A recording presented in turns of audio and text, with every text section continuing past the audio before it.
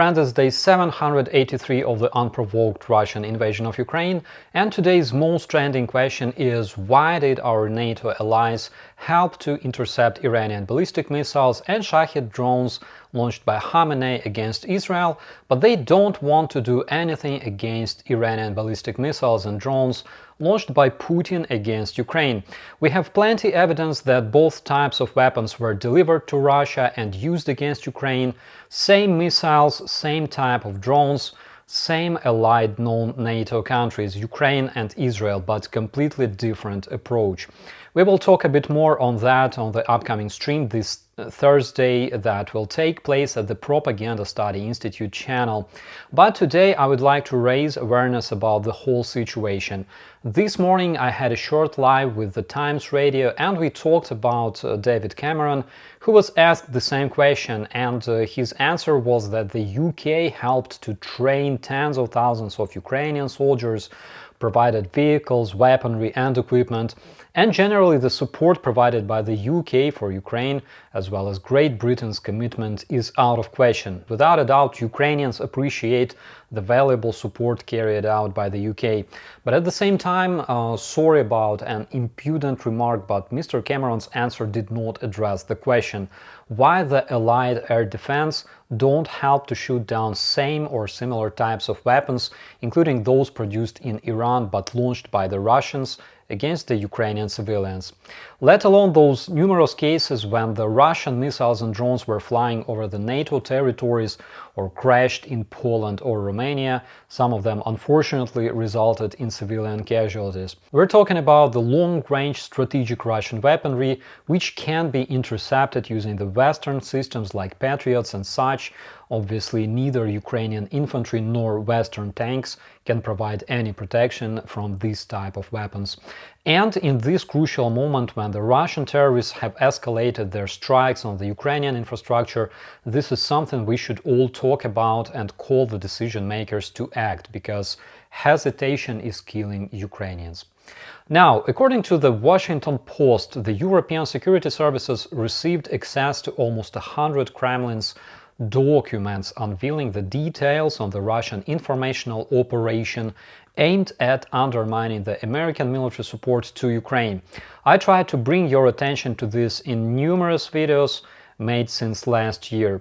According to the leaked documents, thousands of fake accounts managed by the Russians in the social networks like Twitter are calling to stop supporting Ukraine and concentrate on the internal problems in the United States, which surprisingly correlates with the narratives of some particular American political movements and opinion makers promoting the American isolationism.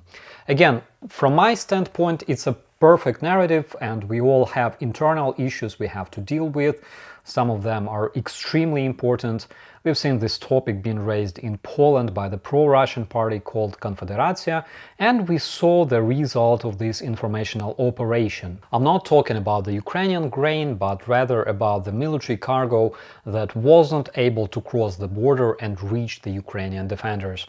In its article, Washington Post brings an example of a case when a Russian political strategist instructed a troll farm employee working for his firm to write a comment of no more than 200 characters in the name of a resident of a suburb of a major city.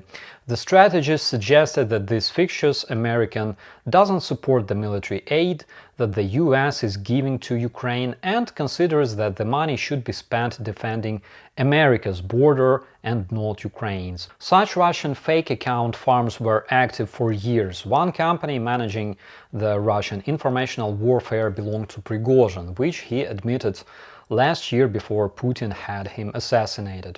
We're talking about the so-called Internet Research Agency involving the Russian marketing and public relations strategist. According to Prigozhin, his troll farm was involved in meddling in the US elections. In March this year, the US sanctioned 2 Russian individuals for impersonating legitimate American media outlets. Again, we were talking about it in my previous videos, and these individuals, Ilya Gambashidze and Nikolai Tupikin, carried out the informational warfare in the American and European segment for the Russian government, using their Moscow-based strategy communication companies, Agency for Social Design and Struktura. According to the US Department of the Treasury, Social Design Agency and Struktura have been identified as key actors of the campaign responsible for providing government of Russia with a variety of services, including the creation of websites designed to impersonate government organizations and legitimate media outlets in Europe. Leading into fall 2022, Tupikhin and Gambashidze implemented a campaign that impersonated news websites, staged videos and fake social media accounts. Staged videos?